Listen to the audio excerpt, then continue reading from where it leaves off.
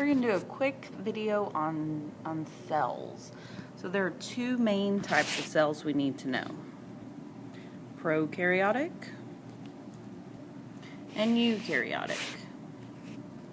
If you look at your organelle chart, both of these guys are going to have, this part may not be on there, but they're going to have DNA. They're going to have a plasma membrane. They are going to have ribosomes.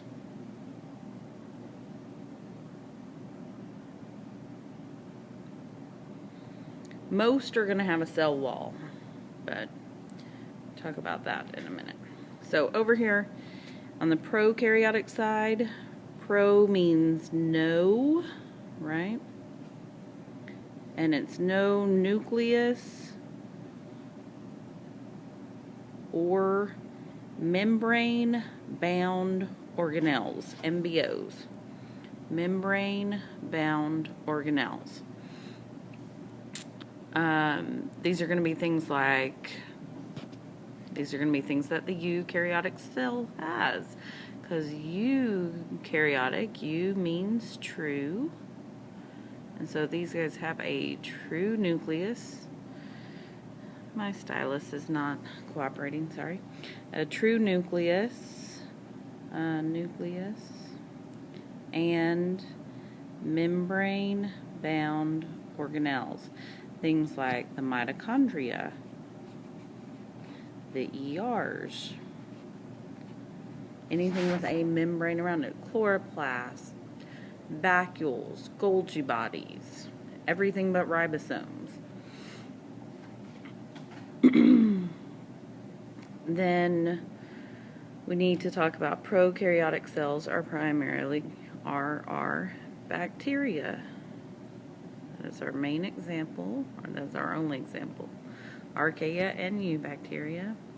And every other type of cell is eukaryotic. So that's animal, plant, protist, and fungus.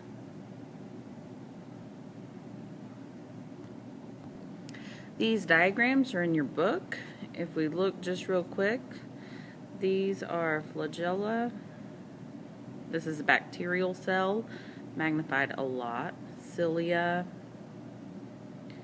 The DNA in a prokaryotic cell is in the nucleoid, E-O-I-D, nucleoid region.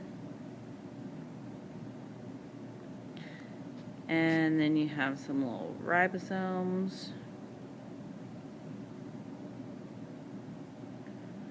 There's a picture like this up in my room, the poster we made when y'all were freshmen.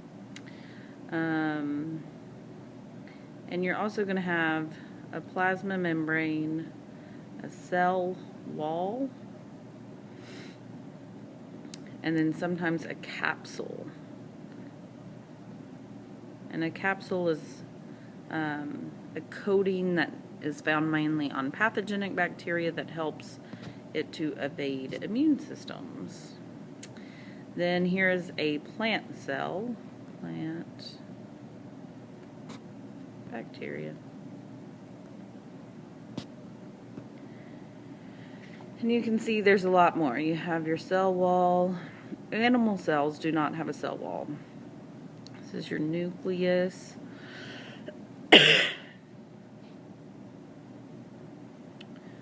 You're going to be making a trailer in class soon about these organelles. Nucleolus. Let's see. Here's your ER. Plant cells have a large central vacuole. Oh. If it's green, it's chloroplast, right? Chloroplast. Uh-oh, hang on.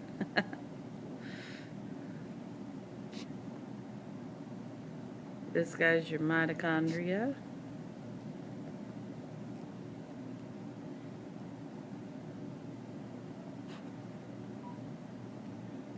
Golgi. All right.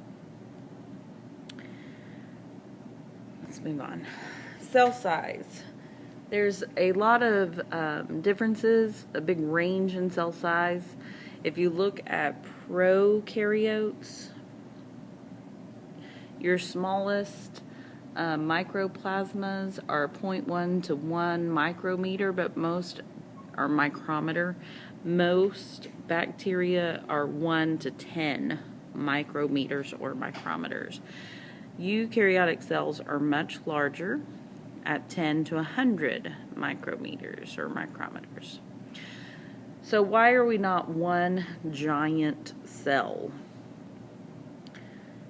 We have some metabolic requirements that are going to limit cells being too small or too large.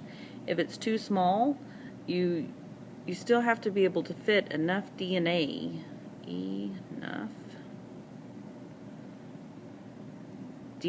in your cells to program metabolism. You have to have enough ribosomes, enzymes, and other cellular components to be able to sustain life and reproduce.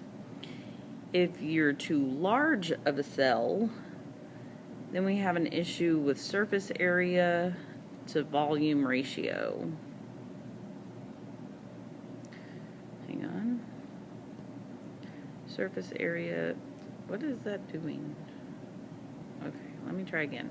There we go, to volume ratio. And that's what this picture is here. If you can't see this well, look in your book. It's the same picture. Your surface area of your plasma membrane must be large enough for your cell's volume in order to provide being able to get nutrients in from the environment and all the way to the center, and oxygen in and all the way to the center, and waste out and all the way out from the center. And this occurs by diffusion most of the time, and it's not going to be a very far process. So you can see if you have this one big cell versus the same volume but lots of little cells, it makes a big difference on your surface to volume ratio, and you want that bigger number there. All right, we will do organelles on your own.